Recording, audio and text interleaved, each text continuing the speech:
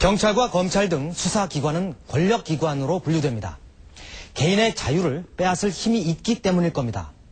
경찰관이나 검사, 판사가 그런 힘을 남용하고 악용한다면 개인에게는 곧 재앙이 됩니다.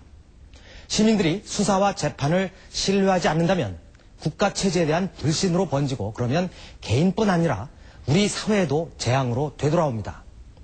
이런 재앙을 막기 위해서는 엉터리 수사와 엉터리 재판을 바로잡는 일부터 해야 한다고 양심적인 법조 인사들은 지적합니다. 홍사원 기자, 네.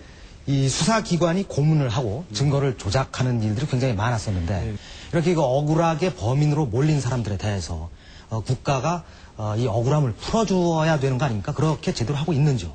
최근 과거사위원회나 진실화위원회 같은 국가기관에서 인혁당 사건 그리고 강기훈 유서대표 사건 같은 사건들에 대해서 과거 국가 권력이 고문에 의해 조작한 사건이라는 판단을 내려서 관련된 사람들의 한을 조금이라도 풀어주려는 노력을 하고 있습니다. 네.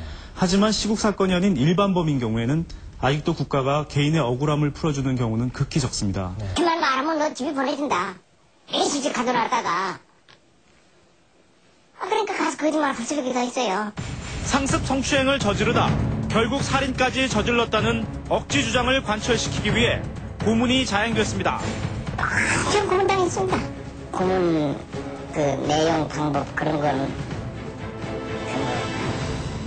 안 하는 사람들은 다 알아요. 그때 권력의 피해를 받은 사람들이 복권할 기회들이 많았어요. 근데 일반인들의 사법 피해 일반인의 명예회복, 진실을 발견하는 작업이 되어야 진짜 그때 민주화에 제대로 진입했다고 본다. 요게 저희들 아주 키워드였어요. 기록을 검사가 믿고 검사의 기록을 판사가 믿기 때문이에요. 또 1심 판결, 2심 판결, 3심 판결만 전임자들의 그 결정을 믿어주기 때문에 그분들이 그럴 리가 있느냐. 다 조사해서 제대로 판단했지 못할 리가 있냐. 객관적인 증거를 대서 이게 무시하는 데는 배척하는 데는 그 어떻게 해요. 공권력으로 막아버리면 일반 힘 없는 사람은 해볼 길이 없는 거예요. 아주 죽이는 거예요. 끽소리 못하게 죽이는 거예요. 예, 아직도 사법부는 권위를 중요시 여기고 또 엘리트 집단이라는 의식이 강합니다. 네. 때문에 법관의 판결은 절대적이라는 인식 또한 여전히 살아있는 듯한데요. 사법 피해를 줄이기 위해선 먼저 법관도 완전할 수 없다는 겸손함부터 시작해야 할 것입니다. 공정한 재판이 어려운 또 다른 이유는 지금은 많이 줄었다고는 하지만 지연 등 연고주의나 정관예우 같은 고질병이 계속되고 있다는 겁니다. 이제 거의 다 온 것 같아요. 이제는 정말로 검사하고도 재판, 판사를 상대로 다시 재판을 할 거예요. 너 재판 뭐 갖고 했냐 이거예요. 그러니까 무엇이 잘못됐는지 법관으로서 다시 한번 해보자고 내가 재판을 걸려고 지금 그러고 있는 실정이에요. 그냥 안 넘어갈 거예요. 그 정 씨가 그 감옥에서 10개월이나 살았고 또 한쪽 눈까지 실명하고 뭐 재산도 7억 원이나 되는 돈이 날라갔고 정말 이 엄청난 피해를 당했는데 현재 재심 2심에서 무죄가 나왔지만 만약에 대법원에서 최종 무죄가 확정된다면 배상은 제대로 받을 수 있는 건가요? 정수기 씨가 이제 국가를 상대로 손해배상 청구를 따로 해야 할 겁니다. 정말 산 넘어 산이라는 생각이 듭니다. 하지만 배상이 결정돼도 그 배상액은 옥살이 기간 중에 이제 하루를 한 5만 원 정도로 쳐가지고 해주는 그런 아주 적은 수준이죠. 이렇게 국가 잘못으로 죄인이 되었다가 무죄가 밝혀졌을 때는 국가가 자동적으로 배상해주는 제도를 도입할 필요가 있어 보입니다. 여전히 국민들은 법이 가진 자들의 편이라는 법감정을 느끼고 있습니다. 지난 2006년 회사 돈으로 286억 원의 비자금을 만들어 개인 돈처럼 사용한 혐의로 기소된 두산그룹 총수 일가 삼형제.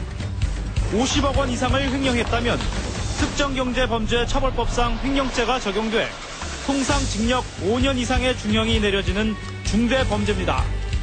그러나 이들 삼형제는 최강 변호인단을 선임해 모두 집행유예로 풀려났습니다. 2007년 다시 불거진 정몽구 현대차 회장의 비자금 횡령 사건. 900억 원의 회사 돈을 횡령한 혐의로 기소된 정 회장에게 재판부는 역시 집행유예를 선고했습니다. 조직폭력배까지 동원해 술집 종업원에게 폭력을 휘두른 혐의로 구속된 김승현 한화그룹 회장. 2심 재판부는 김 회장에게도 집행유예를 선고하고 풀어주었습니다.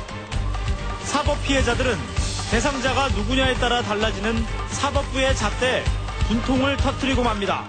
정말로 돈이나 권력에 따라 이렇게 판결을 한다면은 그거는 사법부가 이게 정의의 보루가 아니고 바로 살인의 흉기밖에 아니거든요.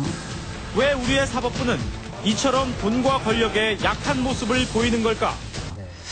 법은 국민을 위해서 존재하는 겁니다. 우리 사법기관은 이제부터 좀 더 꼼꼼하고 성실하게 국민의 입장에 서서 수사하고 재판하는 국민의 기관으로 거듭나야 할 것입니다. 과연 우리나라가 법치주의 국가이고 민주주의 국가인지 의문을 제기할 정도였습니다. 법원이 변해야 한다고 글을 쓴 판사에게 징계를 하는 지금의 법원 분위기를 보면 앞으로도 계속 억울한 사법 피해자들이 생길 수밖에 없겠다는 예감이 듭니다.